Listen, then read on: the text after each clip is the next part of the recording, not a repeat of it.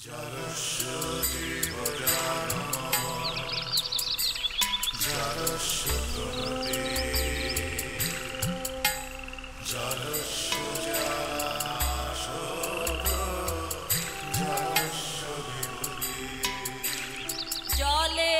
মাঝে জলের কন্যা জলাঞ্জলি দেয় যাত না জ্বালা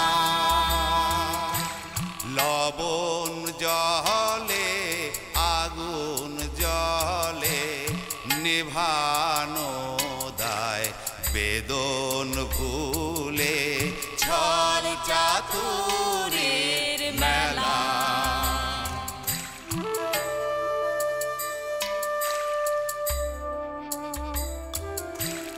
জলে মেঘের জন্ম আবার জলে ফিরে আসা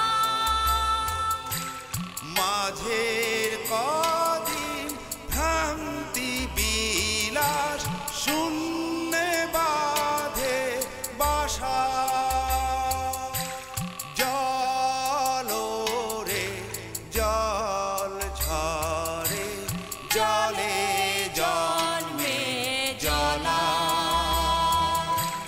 জলি জীবন দহন স্বপন গহীনে তার খেলা ও গহীনে তার খেলা।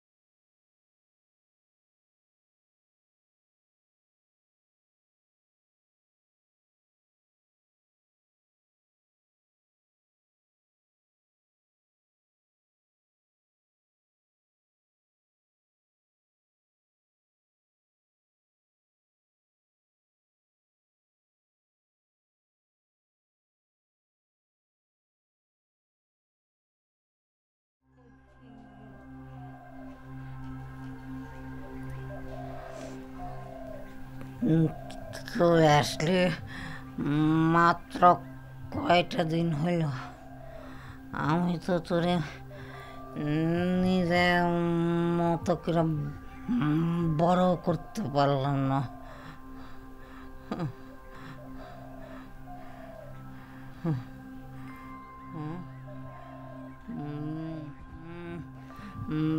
বাড়ির সবার খোঁজ করছো? আসার পর থেকে তো আমার কাছে বসে আছো।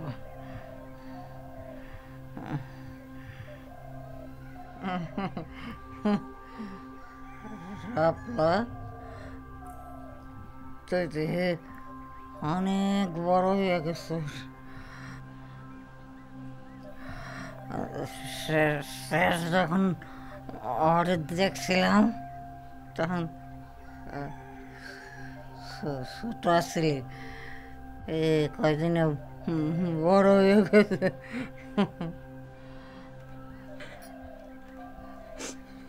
এই শাপলা, তুই কাঁদস কেন?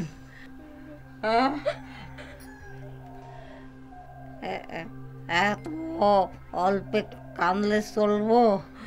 তোর তো শক্ত লাগবো।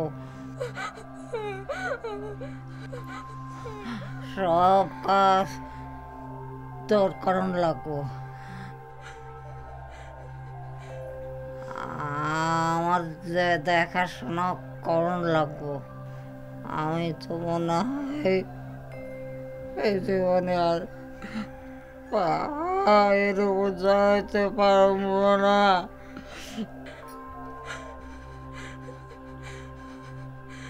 পারবি না আমার দেখাশোনা করতে? না একেবারে আপদ মনে করবি? হ্যাঁ, কি কও তুমি এসব কথা?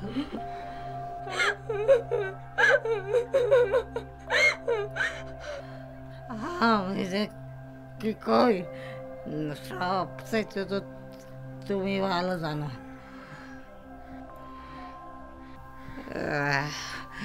এই যে হাতটা নড়ে না, পাও নড়ে না একটা। আমি আর কোনোদিন তো গান গাইতে পারবো না। আমি আপদ না থাকি।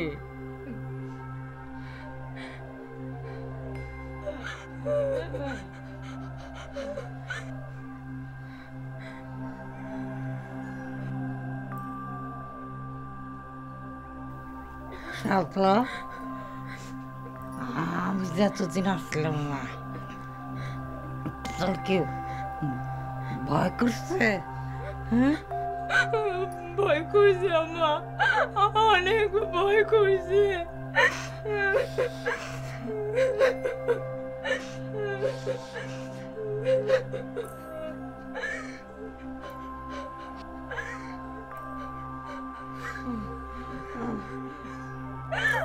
আপনার শুনো ভয় করছে।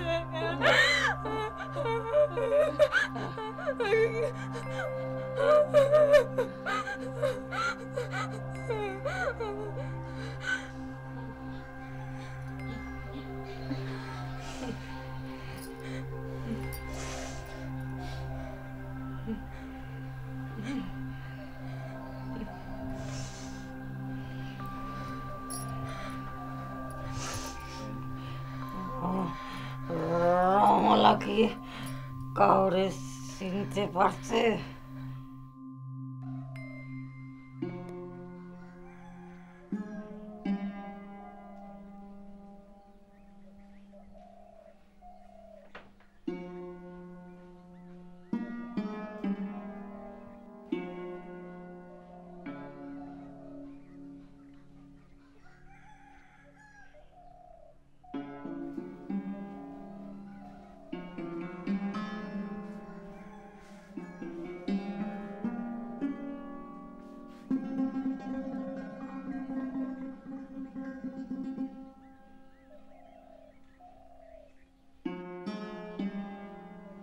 কি বাড়ি, কি হয়ে গেল,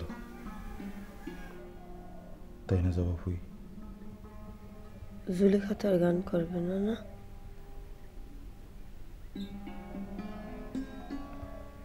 রমলা আছে আমারে ভুইলা গেল। তুই দেখছস তারে? আমারে কি সে ঘরে যাইতে বলছে? তুমি যাইবে ওই ঘরে, আমি তোমারে নিয়ে যাই।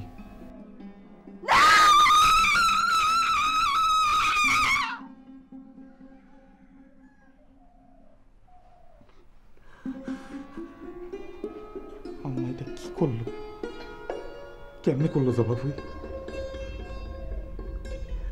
বারো চিন্তা করলো না এই বাড়ির কথা, আমার কথা, আমার বাচ্চাটার কথা। সে আর কোনোদিন এই বাড়িতে আসতে পারবে না, জীবনে না। যদি আসে,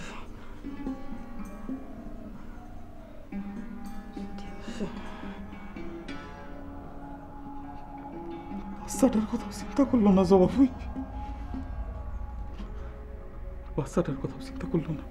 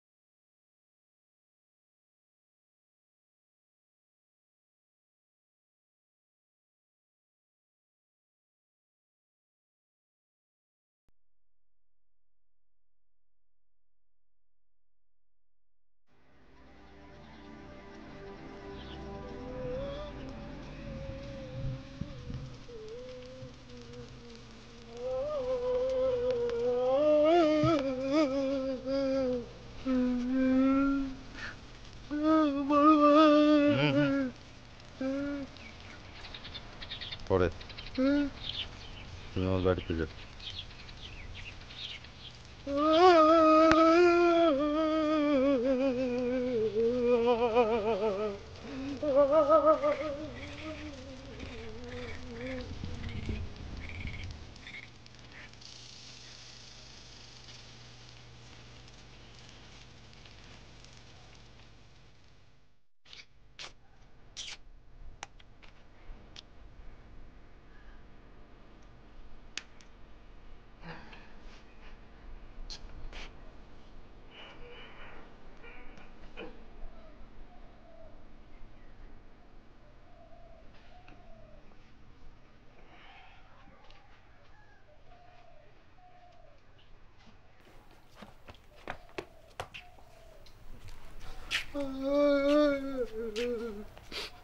কলসাটা ফাইটেছে, আমার কলসাটা ফাইটেছে ভাই।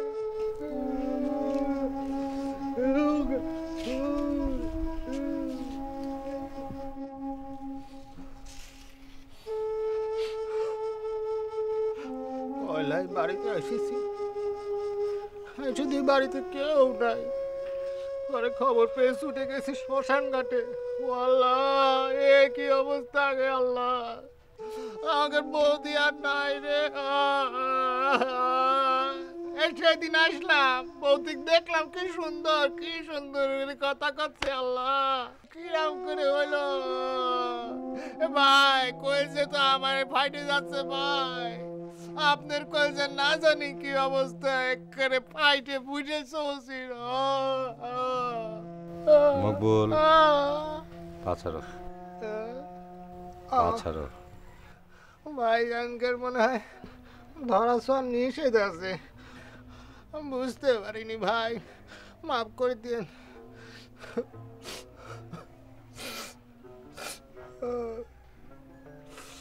আমাদের আচার বিধি নিয়ে তোমাকে চিন্তা করতে হবে না, আর আমি মনে কতটা আঘাত পেয়েছি সেটা নিয়েও তোমাকে ভাবতে হবে না। আমি মনে হয় আজকে একটু ভুল দিনে এসে পড়লাম, দিনক্ষণ একটু বুঝে শুনে আসা উচিত ছিল।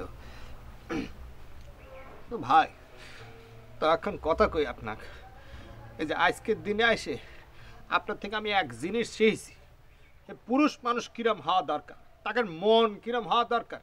মন হওয়া দরকার একটা শক্ত লোহার মতো, যে সেই জং ধরা লোহা না, মজবুত লোহা, যেমন আপনার। আরে কলজেটে ফাইটে চৌচির, চোখ দিয়ে এক ফুটা পানি নাই, মানুষের সহানুভূতির জন্য চিৎকার চেঁচামেচি হাহাকার নাই। মকবুল, জি ভাই। তোমাকে যে কাজটা দেওয়া হয়েছিল তার কত দূর? ভাই, আপনার নিমক খাইছি, মানে টাকা নিয়েছি না আপনার কাছ থেকে, কাজ না হয় কি পারে? কাজ হয়ে গেছে? কাজ হয়েছে মানে হয় একেবারে ফানা ফানা হয়ে গেছে। তার মানে রমল আর নেই? কতি পারেন সে একরকম নেই। একরকম মানেটা কি? মানে হয়েছে কি, ও বেডিক তো বিষ দেওয়া হয়েছিল, ও তো একরকম মরে গেছিল, কিছু মানুষ দেহ ফেলাইছে, দেহ নিয়ে গিয়েছে হাসপাতালে। এই কদিন কুস্তি করার পর আইজক নিয়ে গেছে বাড়িতে, আর আমি সোজাসুজি এসেছি আপনার এখানে। রমলা সুস্থ হয়ে বাড়ি গেল, আর তুমি আমাকে শোনাতে এসেছো যে তোমার কাজ হয়ে গেছে না? মকবুল, তোমার মস্করা সহ্য করার কোনো ইচ্ছা আজকে আমার নেই। এ ভাই, আপনার আমার কথা বোঝার মধ্যে কিন্তু একটু ফাঁক রয়েছে। আমি কয়েছি ও শালি বেড়ি বাড়িতে গিয়েছে, আমি কি আপনাকে এটা কয়েছি অসুস্থ হয়ে গিয়েছে? হ্যাঁ, ও জানে পাইছে এটা ঠিক, কিন্তু ওর বুদ্ধি শুদ্ধি চিন্তা ভাবনা স্মৃতি সব ভুলে গেছে, ওর আর কিচ্ছু মনে নেই, বুঝছেন? আগের কথাবার্তা, ওর নাম, ওর বাপের নাম, ওর 14 গোষ্ঠীর নাম কিচ্ছু মনে নেই। তা আপনি আমার কন, এটা মরে যাওয়ার থেকে কি কম হলো? হ্যাঁ, এই যে আমরা কই এক থাবত দিয়ে শালার পোলার তো 14 গোষ্ঠীর নাম ভুলাই দিব, ও বেটির তো 10 হয়েছে সিডায়, হক আমি দিয়েছি এক খবর, ও 14 গোষ্ঠীর নামও ভুলে গেছে। তুমি বুঝলে কি করে? এ ভাই, আপনি আমাকে একটা কাজ দিয়েছেন, সেটা আমাকে পালন করতে হবে না? যখন আমি দেখলাম যে ও বেডি বিষে তো মরেনি, ওকে নিয়ে গেছে হাসপাতাল, তারপর থেকে ও হাসপাতালের চার থেকে আমি খালি ঘুরঘুর ঘুরঘুর ঘুরঘুর করতেছি। আজ যখন দেখলাম যে ও বেডি বাড়িতে নিয়ে যাচ্ছে, তখন ওই যে হাসপাতাল আছে না, ওই যে সাদা কাপড় পরা ঘুরঘুর করতে থাকে, ও কি নাম? নার্স। হ্যাঁ ঠিক আছে, নার্স নার্স। ওরম একটা বেডির সাথে একেবারে খাতি জমায় বামপট্টি মেরে ওর কাছ থেকে আমি আসল খবর বাইর করলাম। ও আমার কলো রমলা বিবির আর কিচ্ছু মনে নেই।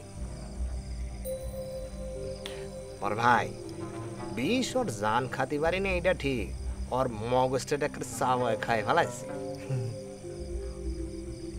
ভাইজান, এ কাজ করতে গিয়ে কিন্তু আমার একটা ভীষণ পরিশ্রম হয়েছে, বুঝছেন? এ নিজের জীবন বিপন্ন করে, নিজের শরীর বন্ধক রেখে এ রেজ্জাক কবুরি খেলা খেলতে খেলতে এ সিনেমা শেষ করতে হয়েছে, বুঝছেন?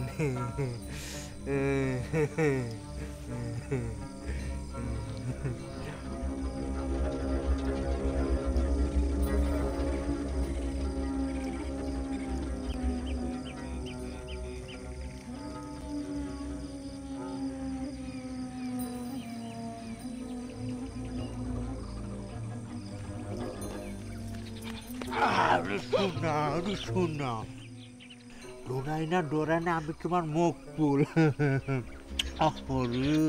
চেহারাটা কিরম শুকায় গেছে।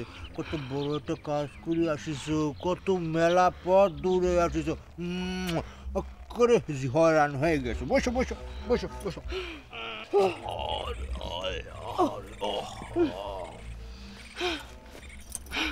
শোনা, কাজ যে হয়েছে সেটা কি নিজে চয়ে দিয়েছ? তোমাকে দেয়নি তো? বিষ দিতে থাকে নাই, রমলা সবার সামনে পড়ছে। এখন আমার মায়েরা ফেলাম। আর কি তোমাকে মারি ফেলাবে? আরে তুমি আমার হয়ে না শোনা, তোমাকে মারতে হলে আগে তোমাকে পাতি হবে। আর তোমাকে পাচ্ছে কোন জায়গায়? আরে বান্দা থাকতে কোনো শালার বেড়ার শ্বাস নেই তোমাকে গায়ে হাত দেয়। এখন কি হইব? বাবা বুঝতে ফেলেছে। আরে আমার সোনা পাখি, এটা চিন্তা করো কেন? হ্যাঁ, আমি করছি না? আমি থাকতে তোমার কোনো চিন্তাই নেই, বুঝছো? এই যে কুবুরি মিষ্টি মেয়ে রেজ্জাক নায়ক, এই খেলা যতদিন আছে তোমার কোনো চিন্তা নেই, অমর জুটি, বুঝছো? প্রথম আমাকে যেটা করতে হবে সেটা হচ্ছে এই জায়গা থেকে আমাকে ভাগতে হবে। চলো আসো।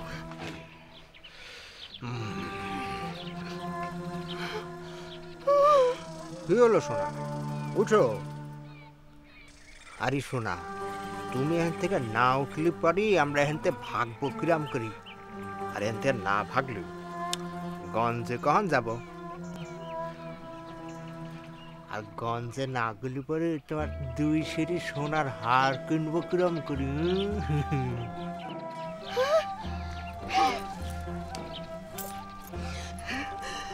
আমরা এখন হার কিনতে গঞ্জে যাব?